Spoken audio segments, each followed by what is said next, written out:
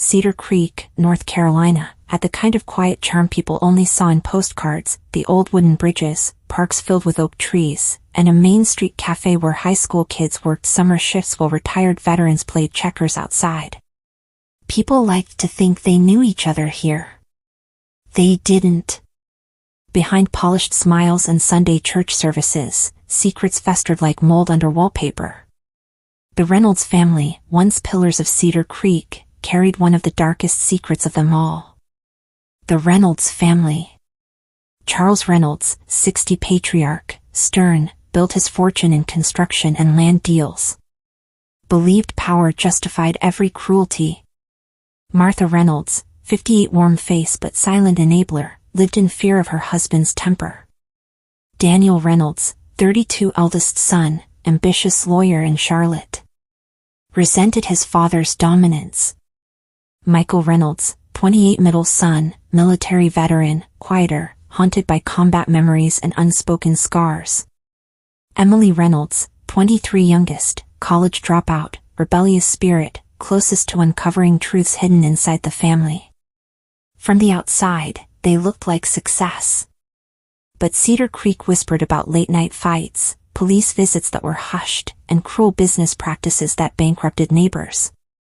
20 years before, an accident had taken the life of Charles's younger brother, Richard. Official reports claimed Richard was drunk, his truck swerving into the creek late at night. But neighbors knew Richard had been at odds with Charles over land inheritance. Richard had accused Charles of forging documents, stealing acreage that was supposed to belong to both brothers. Then he was dead. Richard left behind a wife, Laura, and a son, Ethan, who moved away after the funeral. Most thought they'd never look back.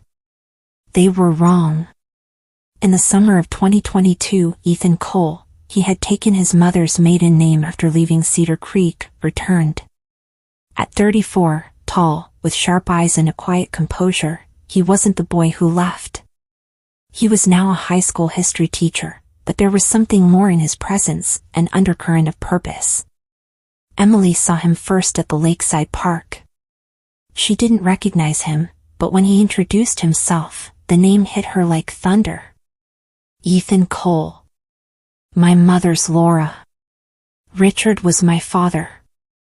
Emily froze. She'd heard whispers of the uncle she never knew. Her father never spoke his name. Ethan smiled politely, but there was steel behind it. I just want to reconnect with where I came from. But that wasn't true. Ethan's return wasn't about reconnecting, it was about unearthing. Over dinner, Emily cautiously asked Charles about Richard.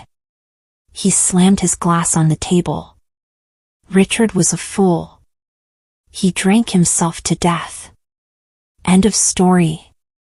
But Emily noticed her mother flinch, Daniel tighten his lips, Michael stare hard at his plate. That night, Emily searched the attic. Between boxes of old tax records and faded photographs, she found a drawer filled with legal contracts, property deeds, names blacked out, and one signature at the bottom, Richard Reynolds, shaky, mismatched, almost forged. When she compared it to earlier letters Richard had written, she saw it wasn't the same hand. She didn't tell anyone. Not yet. While Emily uncovered papers, Ethan quietly reacquainted himself with the town.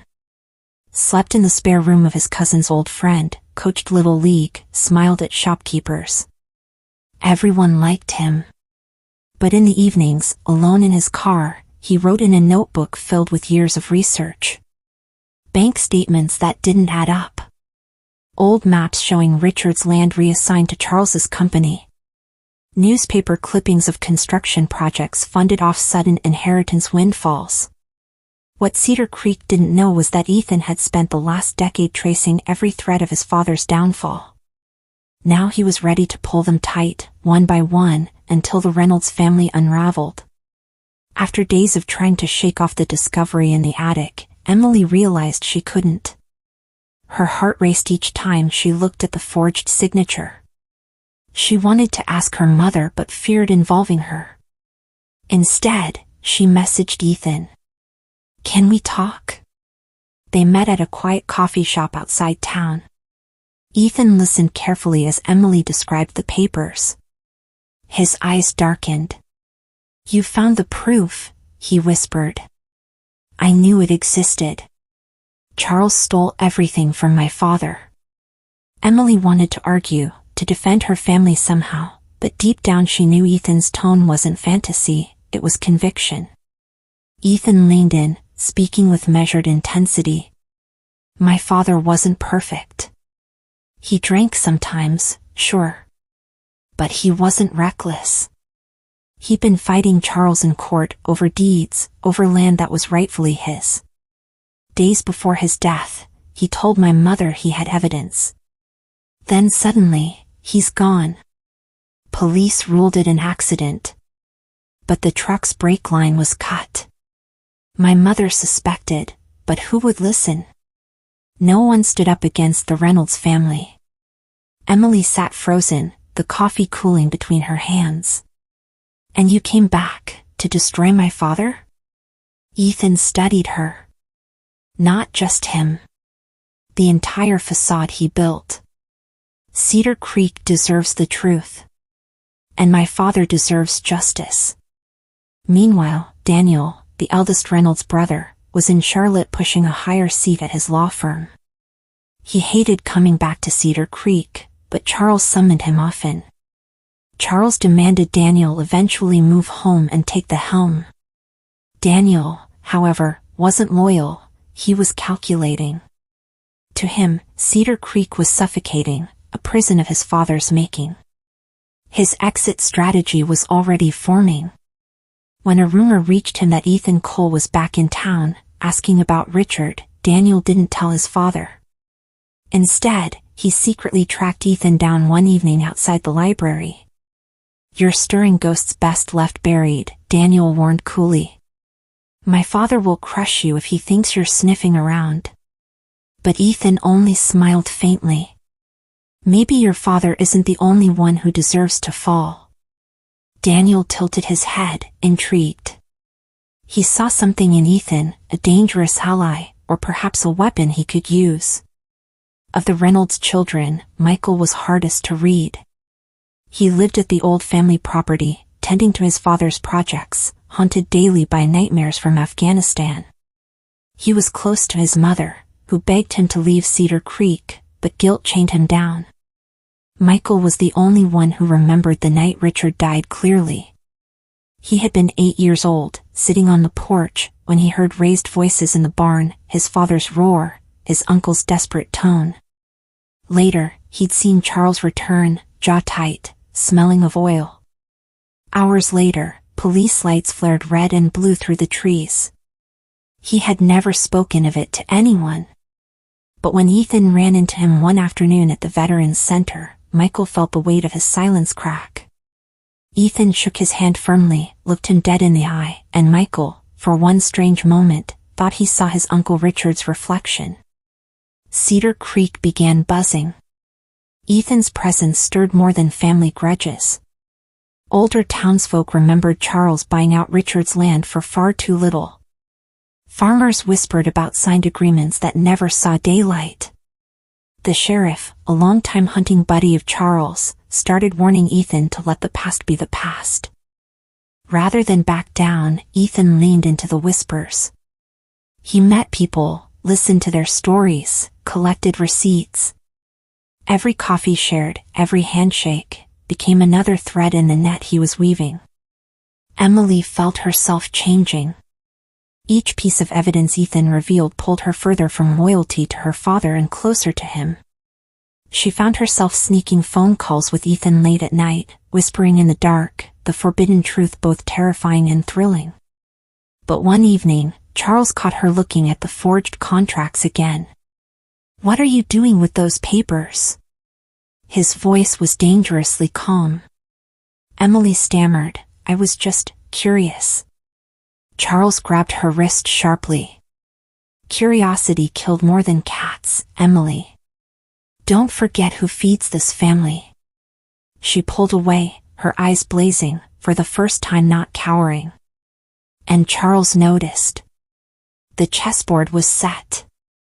Ethan had Emily's trust. Daniel was undecided but considering betrayal of his own father. Michael carried guilty truths that could shatter the family forever. And Charles, powerful, proud, ruthless, still underestimated how deep his sins ran. Ethan knew the storm was building. And storms always began with whispers before the thunder.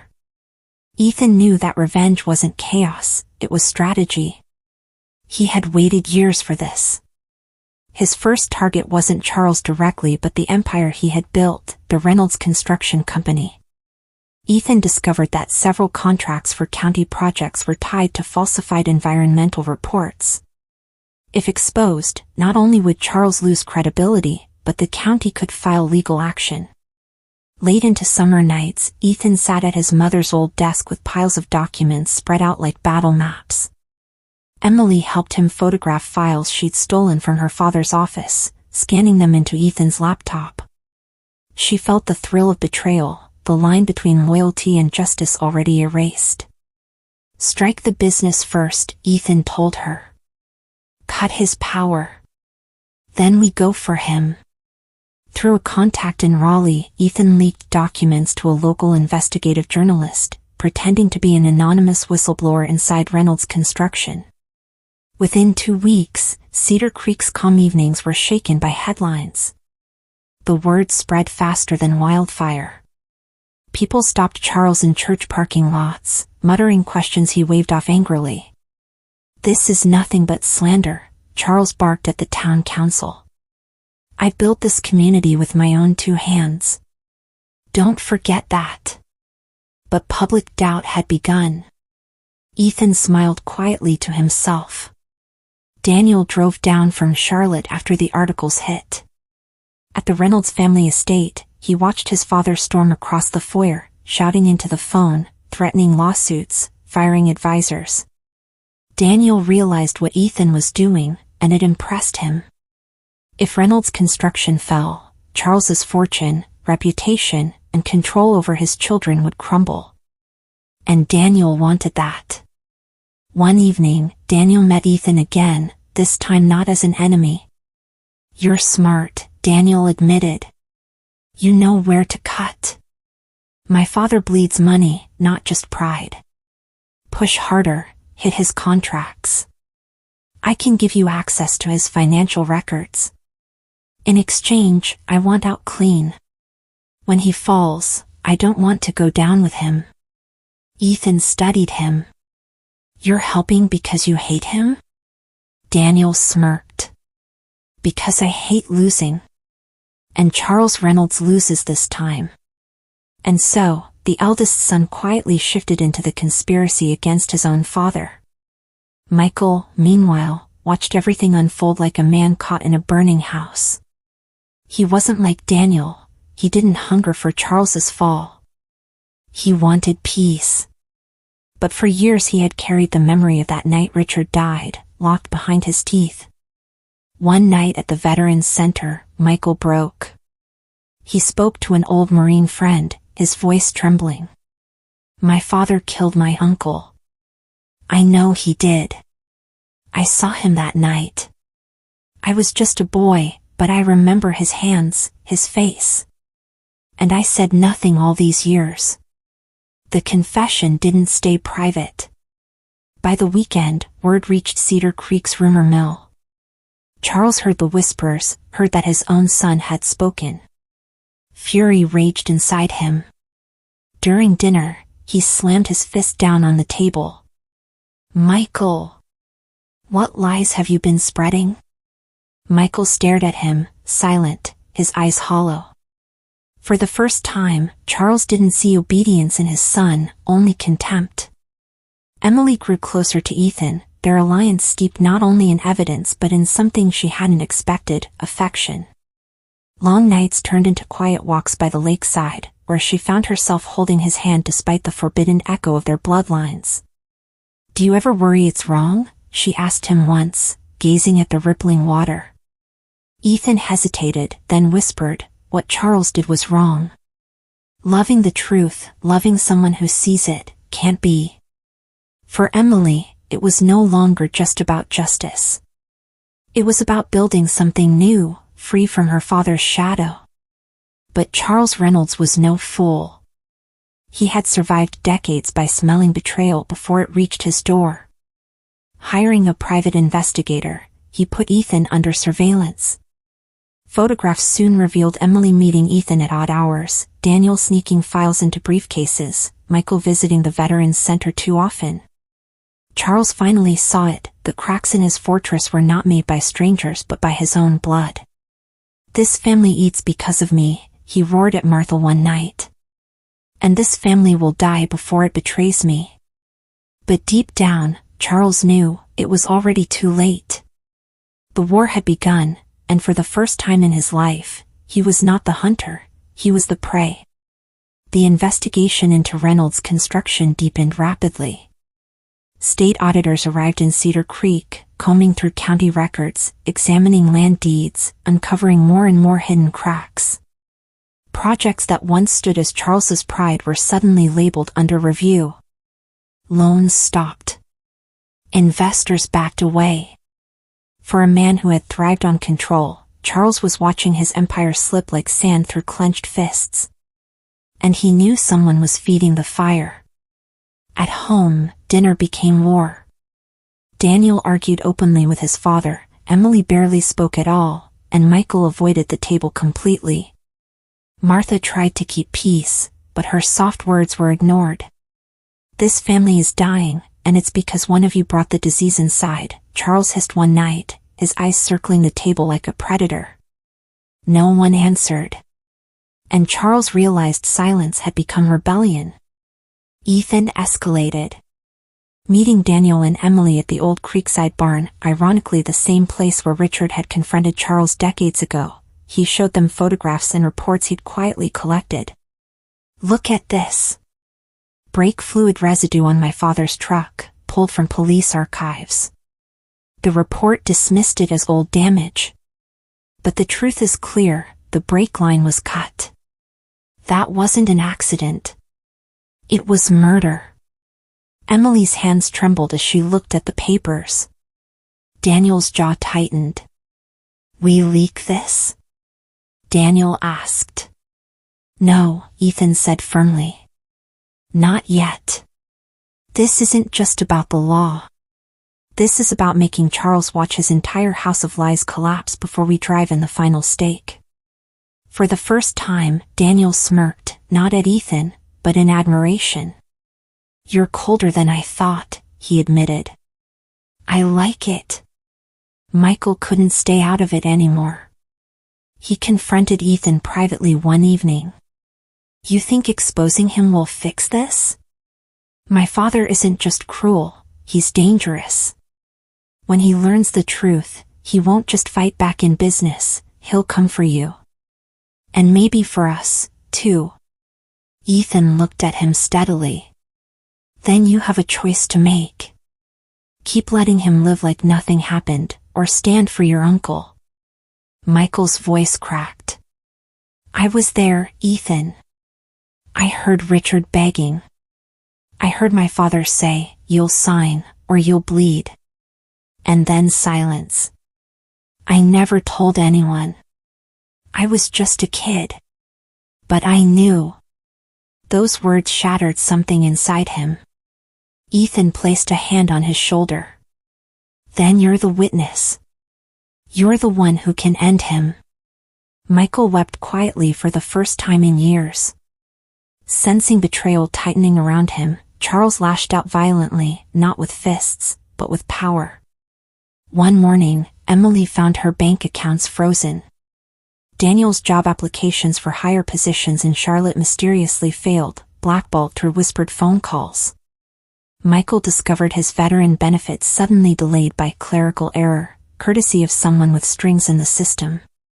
Charles was striking back, cutting off his children's independence, tightening the leash. "This family eats because of me," he declared. "And you'll learn what happens to the ungrateful." But instead of regaining control, he drove them further away. The tension finally boiled into violence. One night, after drinking too much bourbon, Charles confronted Michael in the barn. "You embarrassed me. You told your lies in town. Do you think anyone will believe a broken soldier like you over me?" Michael stared at him, silent, fists trembling. "I should have taught you respect when you were younger," Charles sneered, stepping closer. "Maybe now's the time." Michael snapped. Years of rage and guilt and silence exploded. He shoved Charles hard against the wall, fists flying. Charles swung back. For minutes, father and son brawled in the dust, rage against rage, blood against blood. When Martha and Emily arrived at the barn, breathless from hearing the shouts, they found Michael standing over Charles, blood dripping from his knuckles while Charles slumped against the wall, bruised but snarling. "You're not my father anymore," Michael said, voice shaking. "You're just a monster I should have stopped long ago." Charles's grin, twisted despite the pain, chilled everyone. "You think you can replace me? This family is mine. You'll see. You all will see." From a distance, Ethan observed. His plan hadn't required violence yet, but now the family itself was burning from within. He knew then the moment was close. "All wars," he wrote in his notebook, "end not when enemies are struck, but when they turn on each other." And the Reynolds family has begun its own war. By autumn, the county probe into Reynolds construction had shifted from routine review into full-blown investigation. Court subpoenas began arriving at the house, documents demanding Charles's full accounts, contracts, and tax filings. Charles tried his old tricks, bribes to officials, veiled threats through lawyers, whispered deals in hotel bars. But Ethan's leaks had already seeded doubt so deeply that the authorities couldn't ignore it anymore. Everything Charles touched was under suspicion now. The Reynolds home no longer felt like a mansion. It felt like a bunker. Doors slammed. Dinners ended in shouting. Servants quietly quit. And Emily, Daniel, and Michael each drifted further from their father, united less by blood than by resentment. For years, Daniel had hidden his bitterness under layers of professional calm. But one night, Charles, furious after another subpoena, confronted him directly. "You're the lawyer in this family," Charles barked, pacing his study. "Fix this disaster. Make this investigation disappear." Daniel, sipping quietly from a glass of whiskey, finally let out what he'd kept inside for decades. "I spent my life cleaning up your messes, pretending you were a man of honor when I knew you were a thief. I'm not fixing it this time." Charles turned, eyes blazing. "Without me, you're nothing." Daniel smiled bitterly. "Without you, I might finally be free." It was the first time Charles realized his eldest son was no longer afraid. Meanwhile, Emily found herself unable to resist the pull toward Ethan. More than a co-conspirator, he became her confidant. They spent nights driving the back roads of Cedar Creek, talking about the future. "Do you ever wonder if revenge changes us?" Emily asked one evening, headlights cutting through mist. "It doesn't change us," Ethan said. "It shows us who we really were, all along." When she looked at him, she didn't just see her cousin. She saw a man carrying justice like a torch. And to her surprise, that flame warmed her too. Their bond, unspoken but undeniable, created a dangerous complication. Because if Charles discovered it, he would unleash wrath not only on Ethan but on his own daughter. Michael, quieter but restless, finally admitted what Ethan had long believed: he could testify. He sat across from Ethan in the barn one cold evening, his hands trembling. "I was 8 years old, but I remember it. I remember Uncle Richard's voice, begging. I remember my father storming out, his hands shaking, his shirt stained with oil. I remember hearing the truck engine start, then hours later, sirens." He forced himself to look Ethan in the eyes. "I'll say it in court. I'll say it to the world." For Ethan, those words were a turning point. He knew then the day of reckoning was close. But Charles had not survived decades in Cedar Creek without learning how to fight when cornered. Hiring a ruthless attorney from Atlanta, he planned his counterstrike. He quietly began spreading rumors about his own children, calling Daniel corrupt, Michael unstable, Emily immoral. He even hinted to old allies that Ethan's return was not about truth but about money. Soon, half the town buzzed with conflicting stories. And though his power was slipping, Charles still had influence over newspapers, sheriffs, and pastors who owed him favors. At the same time, Charles's investigator uncovered proof of Emily's secret meetings with Ethan, and their growing closeness. "This girl is going to destroy herself," Charles muttered coldly, gripping the photographs. "And I'll make sure of it if she doesn't fall back in line." The breaking point came during one thunderstorm in October. Gathered reluctantly in the dining room, the family endured another of Charles's tirades. But this time, each child answered back. "You've ruined us," Daniel spat. "You've been lying my whole life," Emily added. And finally, Michael, shaking, whispered something that hit like a gunshot. "You killed Uncle Richard. I saw you that night." The room went silent except for thunder. Martha gasped and pressed her hands to her mouth. Charles's face, red, twisted, seemed almost volcanic. But for the first time, he had no words. The silence confirmed everything. Outside in his car, Ethan sat in the rain, watching the house lights flicker as the storm raged. He didn't need to be inside to know what was happening. The cracks had become fractures. The family was no longer a fortress, it was rubble waiting to collapse. He wrote again in his notebook. "The truth isn't enough. Truth must be paired with ruin. Tomorrow, I strike the heart." Winter came early to Cedar Creek, but the chill in the air wasn't just weather, it was the county grand jury. After weeks of review, subpoenas, and testimony, Charles Reynolds was officially indicted on multiple counts of fraud, forgery, and corruption. The news exploded across local headlines. A man once praised as Cedar Creek's builder was now branded as its parasite.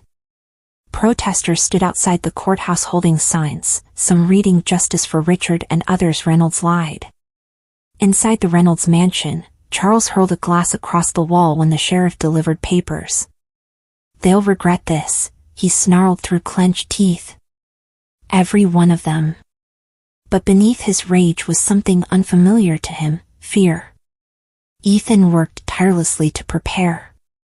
His research had gathered weight, but the crown jewel was Michael's decision to testify. "You'll swear under oath," Ethan reminded him. "This isn't just about whispers anymore. The town will hear your words." Michael nodded. Though tormented, his back seemed straighter, his eyes clearer. "For Uncle Richard. For me. It's time." Emily too agreed to provide supporting documents she had taken from the attic, those contracts, the forged signature, proof enough to call Charles a thief. Daniel, legally sharp, secretly coached Ethan on how to handle depositions and filings, though he kept his role quiet to protect his career.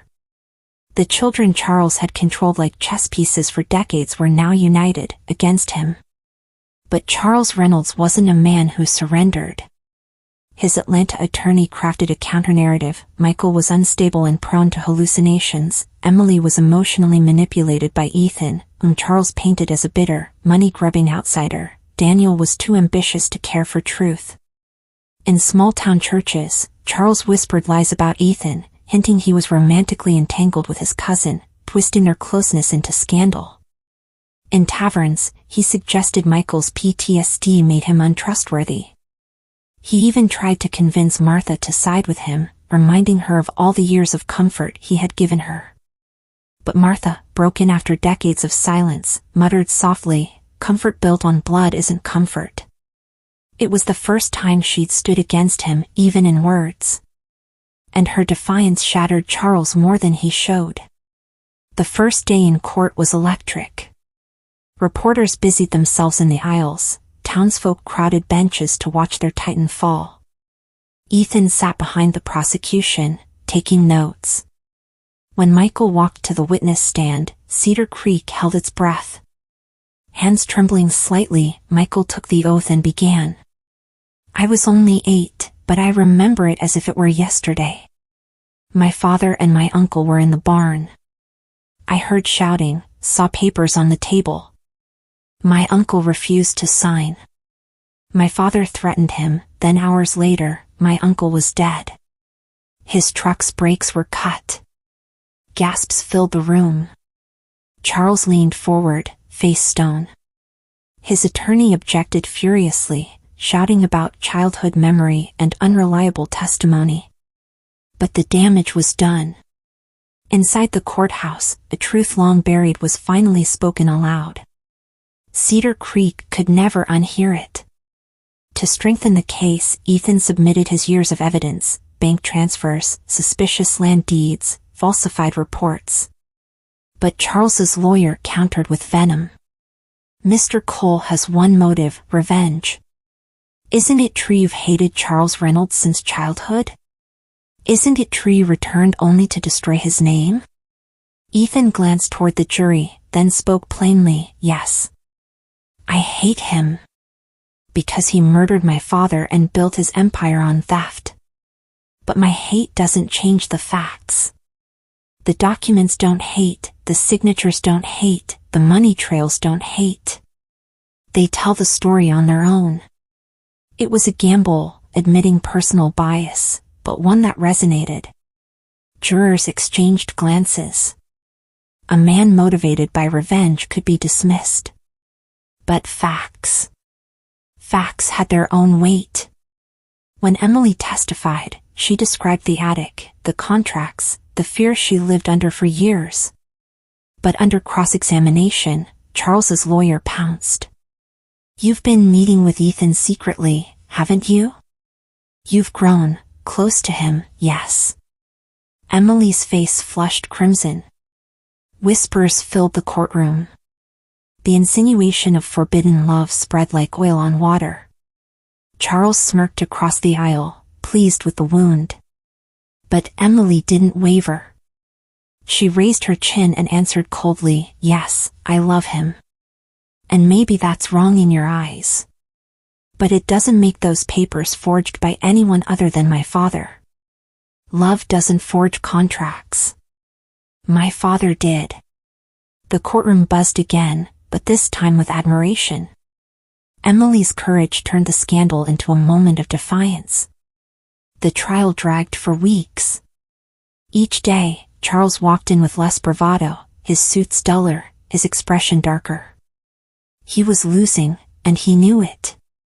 At night in his empty mansion, he wandered hallways alone, muttering to himself, staring at the portraits of his family that once symbolized loyalty but now only reminded him of betrayal. Snakes, he hissed. All of them. My blood turned to poison. His rage grew dangerous. Investigators began receiving anonymous complaints that Ethan's car had been followed on dark roads, that Michael was nearly hit by a truck in a parking lot, that Emily's tires were slashed. No evidence tied it directly to Charles, but everyone suspected. The predator was cornered, lashing out blindly, but corner yet. By the end of December, both prosecution and defense rested. The closing arguments burned the courtroom like fire. The prosecutor stood tall and thundered, "This is not the story of a successful man unfairly accused. This is the story of a murderer, a thief, and a liar, who believed power was above justice." But in Cedar Creek, justice rises, sooner or later. Charles's lawyer fought with everything, painting the family as bitter, broken, manipulated. A vendetta, he thundered. A family feud twisted into false memories. When the jury disappeared into deliberation, the entire town held its breath. Hours passed. Then a night. Then another. And on the third morning, the whispers began, a verdict is coming. The courthouse in Cedar Creek felt less like a room of justice and more like a stage for something ancient: retribution, fate, the breaking of bloodlines. Entire families from town crowded the benches, waiting. The jury filed in, faces grim and unreadable. Charles sat stiff, his once proud shoulders squared, but sweat glistening at his temple. Ethan's pulse hammered in his ears as he gripped the rail behind the prosecution. Emily stared at the floor, lips pressed tight. Michael's hands shook in his lap. The foreman stood. On the counts of fraud, forgery, and corruption, we find the defendant, Charles Reynolds, guilty. The words did not echo, they slammed. Gasps burst from the gallery, whispers swarmed the air. Charles closed his eyes, jaw clenching. The judge's gavel struck. Sentencing would come later, but the verdict was final. The empire of Charles Reynolds was finished. But for a man like Charles, defeat was not enough. Inside that courtroom collapse blossomed not humility, but hate. As deputies approached, Charles erupted. His voice thundered. "You think this is justice? No. This is vengeance writ by liars, by traitors in my own home." He turned on Ethan. His face twisted into something feral. "And you. I should have finished you with your father. You are nothing but his bitter shadow." The deputies restrained him, but the outburst scarred the air. The mask of the benefactor was gone. Cedar Creek saw Charles Reynolds for what he was, a tyrant unmasked at last. Through the chaos, a softer voice rose. Martha Reynolds, long silent, stood in the gallery, her posture frail but her voice sharp. "For 30 years I lived beside a man I knew was guilty. I held my tongue while he buried my brother-in-law, while he poisoned our children with fear. But today, I won't be silent." The courtroom hushed. "My children are free of you. And at last, I am too." It was not part of the trial, not evidence, but it was liberation spoken aloud. Outside, reporters swarmed Ethan. Flashbulbs popped, microphones shoved forward. "How does it feel? What's next?" But Ethan felt no triumph. Standing under the gray winter sky, he realized revenge didn't fill the emptiness where his father should have been. Richard was still gone. His mother had lived a life of quiet pain. And Ethan himself, he had sacrificed years to this moment. Emily approached him, slipping her hand into his. For a moment, it steadied him. "You gave him justice," she whispered. Ethan shook his head. "Justice costs too much sometimes. It burns the hand that carries it." Back in Charlotte, Daniel used the storm to climb higher.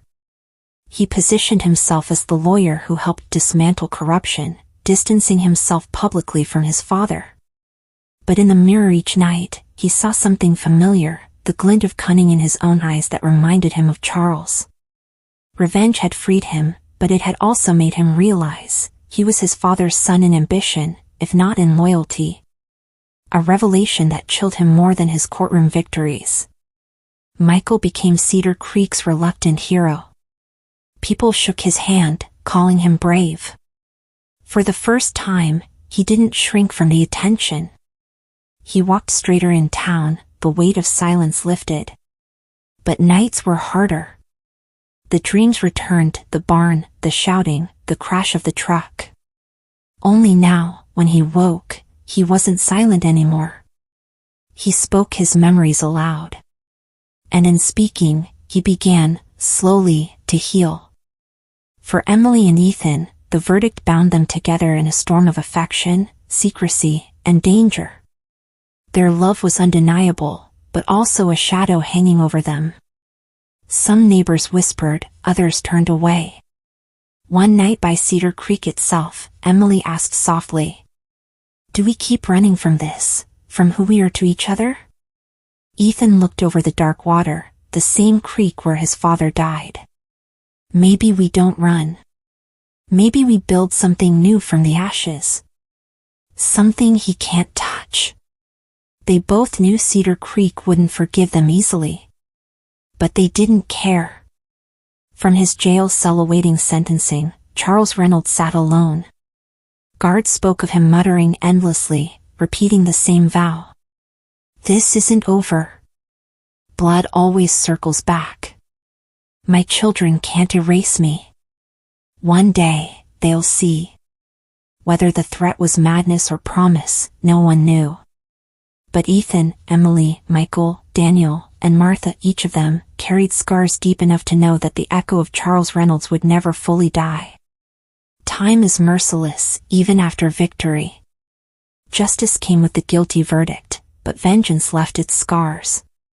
The Reynolds mansion still stood at the edge of town, but its windows were dark, its gardens overgrown. Locals called it the husk, a relic of a dynasty rotted from within. Children dared each other to step on its porch at Halloween, whispering about the ghost of Charles Reynolds. Inside Cedar Creek, though, life moved on. The town no longer defined itself by the Reynolds name. They spoke instead of survival, of lessons learned about greed, corruption, and silence. Daniel left Cedar Creek permanently. Using the notoriety of the trial, he rose in Charlotte as a politician, positioning himself as fighter of corruption. Behind speeches and charm, however, lay ambition sharp as his father's. Yet some nights, when accolades were loudest, Daniel found himself sitting alone, staring at his reflection, fearful of how much of Charles lived inside him still. Success never silenced the question he carried, am I free, or am I simply repeating him under another mask? Michael remained in Cedar Creek, but not in bitterness. Instead, he turned tragedy into service. He volunteered with veterans, counseling them through trauma, teaching them that silence only deepened the wound. People began calling him the heart of Cedar Creek. And though nightmares still woke him, he had something he never thought possible, peace in speaking aloud. When asked why he stayed when he could have fled like his siblings, he smiled. Because sometimes the only way to beat the shadows is to keep lighting the same place again and again. Emily and Ethan dared what many still whispered against. They built a life together. Moving to Asheville, they opened a small bookstore cafe, naming it the Cedar House. It became a quiet haven for students, poets, and misfits. To most, they were simply partners in business. To those who knew the truth, they were a reminder that love rarely fits rules. At times, glares followed them. But Ethan, carrying his father's memory and his long road of justice, only held Emily's hand tighter. Let them look, he'd say softly.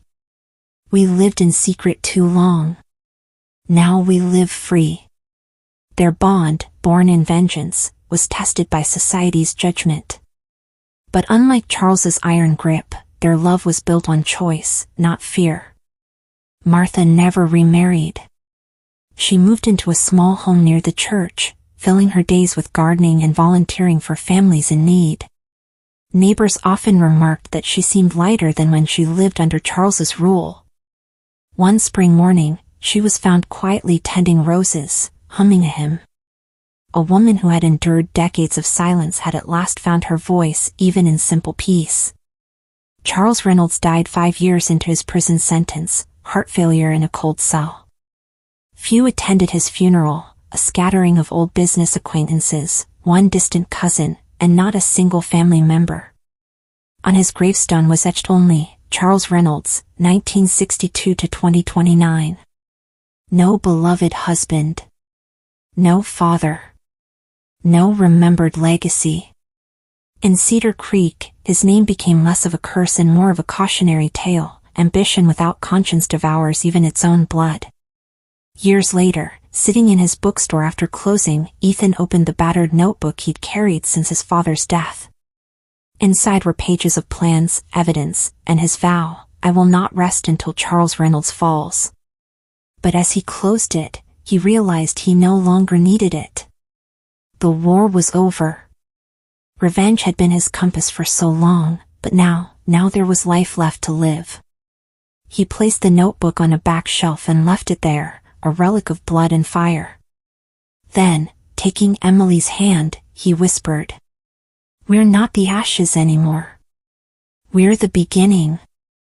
The saga of the Reynolds family stretched across decades, weaving power, betrayal, silence, and revenge into one relentless storm. But revenge never ends with victory. It leaves echoes, in shadows, in whispers, in choices weighed every day by those who survived. Cedar Creek, scarred but breathing, learned that even in small towns with painted smiles, evil can rot the roots, but truth, once voiced, can grow back stronger. The family of Charles Reynolds had been torn apart. Yet in their ruin, they found what Charles never grasped: freedom.